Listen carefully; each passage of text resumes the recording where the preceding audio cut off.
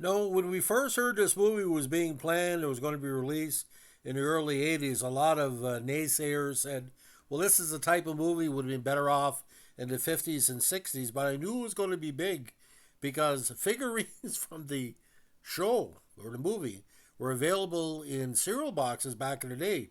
And as of course, if you're a kid or a teenager in the 80s, if you make it to a cereal box, it's got to be pretty good.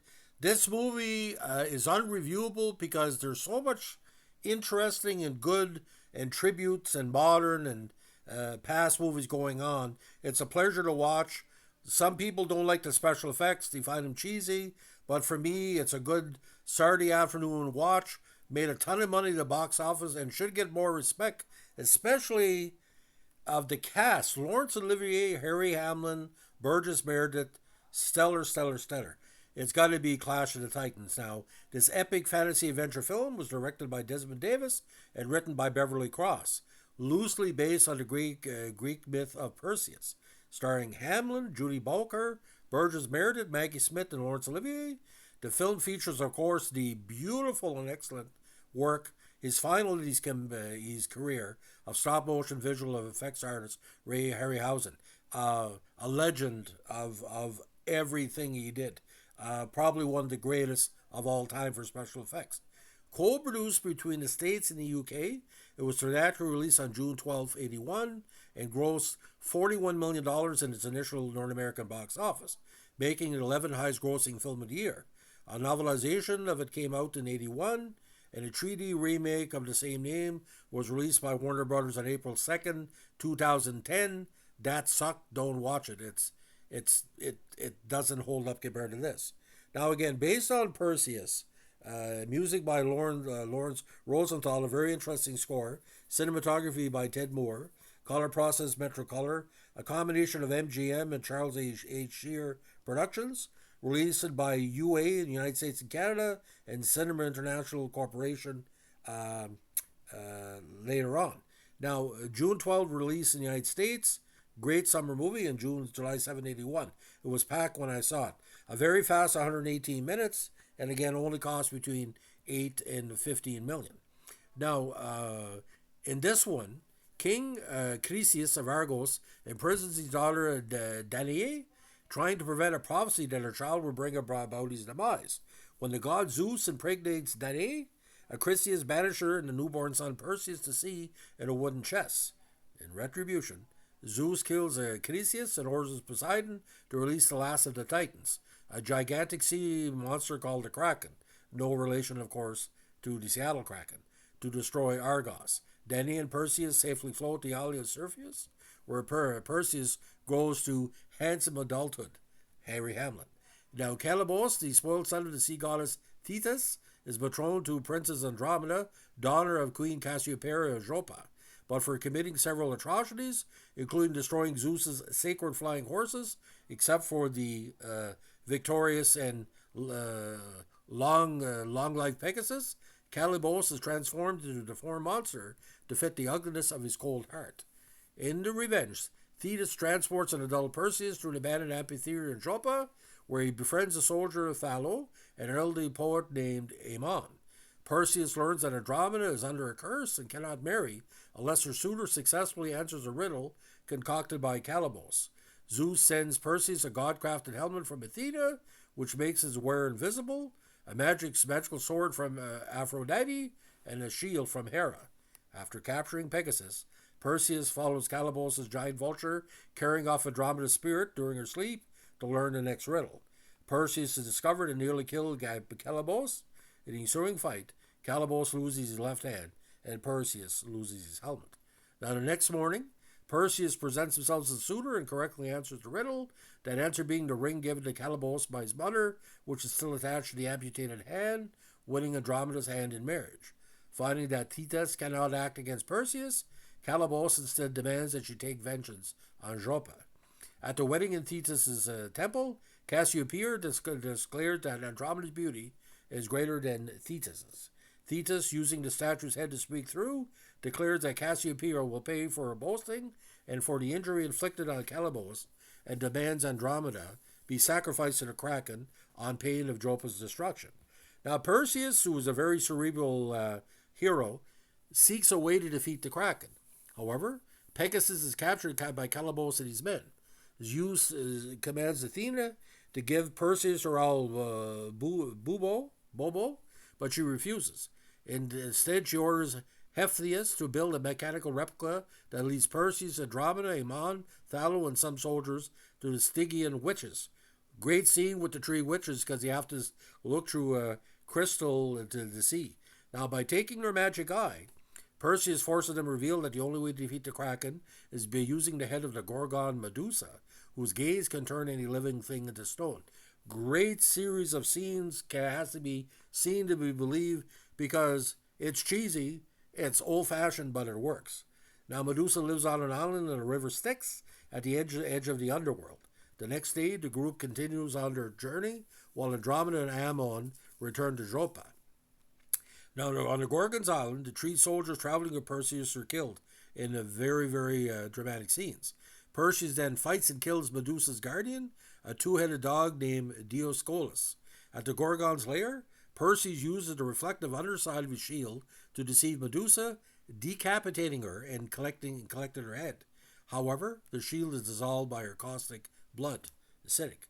As Perseus and her party set to return, Calibos enters their camp and punctures the cloak carrying Medusa's head, causing her blood to spill and produce three giant scorpions. Very well put together. Scary as fuck. When we saw this in the theater, freaked us right out. Harryhausen's work is tremendous. Now, Calibos and the scorpions attack and kill Perseus' remaining escorts. Alone, Perseus overcomes the scorpions and kills Calibos. Now, weakened by his struggle, he sends Bobo to rescue Pegasus from Calibos' henchmen. After reaching the amphitheater in Joppa, Perseus collapses from exhaustion. Andromeda is shackled to the sacrificial rock outside Joppa, and the Kraken is summoned. Bobo distracts the beast until Perseus, whose strength was secretly restored by Zeus, appears on Pegasus, using Medusa's head. Perseus petrifies the Kraken, causing it to crumble to pieces. He then tosses the head into the sea, frees Andromeda, and marries her. The gods predict that Perseus and Andromeda will live happily ever after, rule wisely, and produce children, and Zeus forbids the other gods to pursue vengeance against them. The constellations of Pegasus, Andromeda, Perseus, and Cassiopeia are created in their honor. Again, from start to finish, enjoyable like you wouldn't believe. Like I said, I really enjoyed this movie because it shows an aspect of Shakespearean actors combining with Hollywood actors that make a very, again, strong movie. But Flora Robson, Anna Manahan, and Frida Jackson as Stygian witches has to be seen to be believed. Fucking evil, man. Oh, Claire Bloom's in this one too. I forgot. And Ursula Andrews plays, of all people, typecast as Aphrodite. Ooh.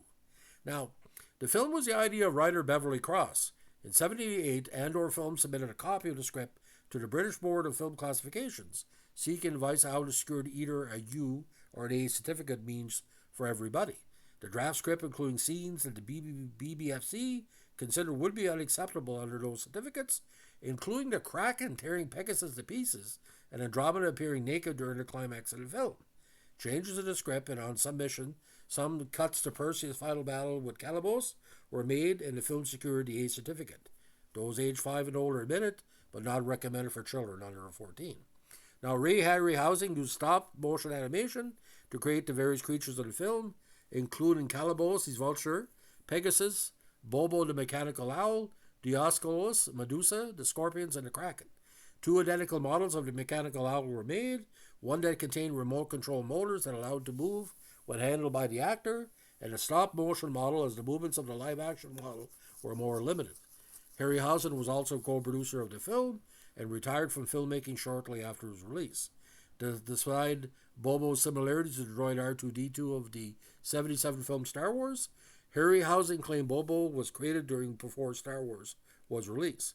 The BBFC, reviewing the film for certification in 1981, said Harryhausen's effects were well done and would give entertainment to audience of all ages, but might appear a little old hat to those familiar with Star Wars and Superman. But that's why it worked. Now, Columbia were initially set to distribute the film, having made most of Harryhausen and producer Charles H. Schneer's films, but after a change of guard at the studio, they dropped the project during pre-production, saying it was too expensive. Now, Schneer took it to Orion, who insisted on Arnold Schwarzenegger playing the lead, but the producer refused as the role involved too much dialogue. Well, Arnold wasn't good in English at the time. He then tried MGM, who agreed to finance. He loved the material, he loved the picture, and they were wonderful to us, said Schneer. As they put the film together and the castings came up, they approved the additional castings and added that expense to their budget. Now, Schneer deliberately sought better-known actors to play the gods to improve the film's chances at the box office. If we had played this picture with no recognized actors, it might be assumed to be what it isn't. It might suffer the fate of an Italian Western. The scenes involving the gods only took 8 days. Claire Bloom said she only agreed to make it because I was told Olivier was doing it, and it only lasted a week. Now, MGM overruled Schneer's choice of John Gielgud to portray the playwright Ammon and asked for Burgess Meredith to be cast instead. I saw the sense in that, said Schneer. They preferred American actor. They didn't want the public to think it was a totally English picture. Now, Schneer chose Desmond Davis as director, in part because Davis had made several BBC films involving Shakespearean plays, and he wanted someone with experience dealing with Shakespearean actors. Now, get this. Harry Hamlin and Ursula Andress were romantically involved at the time of production. Their son, Dimitri, was born in 1980, which I hear is gorgeous, after filming was completed, and their relationship ended in 83. Jack Gilwim, who appeared as Poseidon, had earlier played role of King Aeetes in the original Jason the Argonauts in 63. Now, the film screenwriter Beverly Cross was married to Maggie Smith, who played Thetis, until his death in 98. Cross worked with producer Charles L. H. Schneer before writing the screenplay for Schneer's production of Jason and the Argonauts. Now, other locations for the movie, the Cars area in El Torcal de Antequera, Spain, the Azor window in Gozo, Malta, Cornwall in UK, the Albert Broccoli 007 stage at Pinewoods, and the Paestum, Italy. Now, Clash of the Titans was released again on June 12, 1981.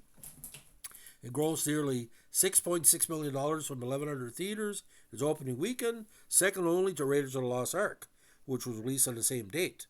By the time it finished its theatrical run, again, it had grossed $71 million in North America. The film's worldwide gross of over $70 million, and it was one of 81's biggest hits, which is like $200 million now. Now, in review aggregator website Rotten Tomatoes, the film holds an approval rating of 64% based on 50 reviews, and an average rating of 6 out of 10. The website's critical consensus reads, a goofy old-school sword and sandal epic, Clash of the Titans mines Greek mythology for its story and fleshes it out with Ray Harryhausen's charmingly archaic stop-motion animation techniques. Now, Roger Ebert loved it. He gave the film 3.5 stars out of 4 and called it a grand and glorious romantic adventure filled with brave heroes, beautiful heroines, fearsome monsters, and awe-inspiring duels in the dead. It's also a lot of fun. Gene Siskel gave it a 3.5 as well, calling it a special effect spectacular. However, Variety called it an unbearable bore of a film that'll probably put to sleep the few adults stuck taking the kids to it. The mythical tale of Perseus, son of Zeus, and his quest for Andromeda is admired in a slew of corny dialogue and an endless array of flat, outdated effects. Vincent Canby of New York Times wrote, though not very witty, the adventures are many and involve a lot of Harryhausen's specialties, though he thought the monsters were less convincing than interesting. Now, Kevin Thomas of the LA Times stated the film has charm, it has imagination, but is also too often stodgy. Gary Arnold loved Hamlin's production. As the Washington Post writer said, Harry always has a magnetic screen presence, but the film appeal was quaint and stilted. Now, Christopher John reviewed Clash of the Titans in Eras Magazine 9 and commented that the movie is still one of Harryhausen's best works. It has a decent script, a fine cast, and a lot of good effects. Now, in a book published in 2000, Stephen R. Wilk suggested that the most people today who are aware of the story of Perseus and Medusa owe their knowledge to the film. Now, the scene, like the main event of this, is not the Kraken; it's the battle of Perseus against the Medusa, and like if you're a 7-year-old kid in 1981, it's going to stay with you. A lot of people wanted a movie like this. It is a family movie, even though it's decapitation and deaths and two-headed dogs and evil, evil, and it's not a Christian movie. There's a lot going on. It's tremendous. Now, the 4-issue comic book series, miniseries Wrath of the Titans, released by Tidal Wave as part of Ray Harryhausen's signature series, picked up the story 5 years after events in the film. Now, Hamlin did reprise his role as Perseus for the video game God of War 2 in 2007. Now, the 3D remake Clash of the Titans in 2010 and the sequel Wrath of the Titans 2012 were released by the property's current rights holder Warner Brothers through Turner Entertainment Company, WB's sister company. The Kraken will also appear in the Lego Batman movie as one of the villains rallied by the Joker to destroy Gotham City. Now, Bebo made an appearance in Trouble with Truth, an episode of the animated series Justice League Action. So you're probably saying, Jeffrey, why do you like this movie so much? There's a lot of cheese here. Well, I see this at the end of the 1960s and 70s, kind of Harryhausen special effects era. We're getting a computerization. You had Star Wars, all the different movies. It's an important film because a grandfather and a grandson watching this together will have a bonding experience through this. I know there's a lot of the theaters I went to, we saw a lot of kids there, but everybody was talking about Medusa. And it became a cultural icon that Medusa had a revival in the 80s. It was referring to men or women, assholes romantically or spiritually. We called people the Medusa, and everything came with this movie. So it started a cultural revolution which didn't last long. But I think Harry Hamlin's popularity with L.A. Law is a lot of it based on that, because I know for a fact they promoted L.A. Law because of Harry Hamlin. And Veronica Mars as well. You watch these characters in L.A. Law and Veronica Mars, you're still seeing him in that movie. And it's a different version of Harry Hamlin. One's a hero and one's a villain, a very bad villain.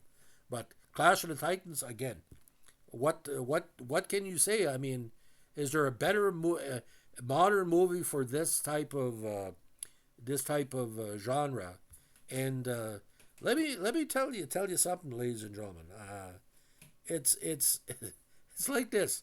Everybody needs a comic book movie every once in a while, and this is what it is. Now, I'm just going to go over some quick nominees. Now, the Academy of Science Fiction, Fantasy, and Horror Films U.S. in 1982. Nominee Saturn Award Best Fantasy Film. Winner Best Supporting Actor Burgess Meredith. Best Supporting Actress nominee Maggie Smith. Well deserved. Best Music nominee Lawrence Rosenthal. Very good. Nominee Best Costumes Emma Porteous. And 82 nominee Best Special Effects Harryhausen. I don't know why I didn't win that. So the Young Artists Awards, Best Motion Picture, Fantasy or Comedy, Family Enjoyment, and the 81 Stinkers, which I think is a rotten recognition, least special effects. Bullshit. This is tremendous special effects, and you're going to enjoy it. Whether you enjoy the whole movie or just the special effects, go for the plot, but stay. The battle between Medusa and Perseus, my God, ladies and gentlemen, that's an epic battle that we're still talking about 43 years later. This is wrestling, pro wrestling personified, and you know the good guys are going to win because we know the end. So ladies and gentlemen, if you like what we're doing here with our movie podcast, our tribute podcast, let us know with a like, comment, subscribe, or share. And don't forget, you come here for many styles of columns. We're going to do some updates on certain key movies from the 80s very soon, especially sci-fi. So stay tuned. I don't want to give it away, but you probably know what's going to be. Have a good one. Bye.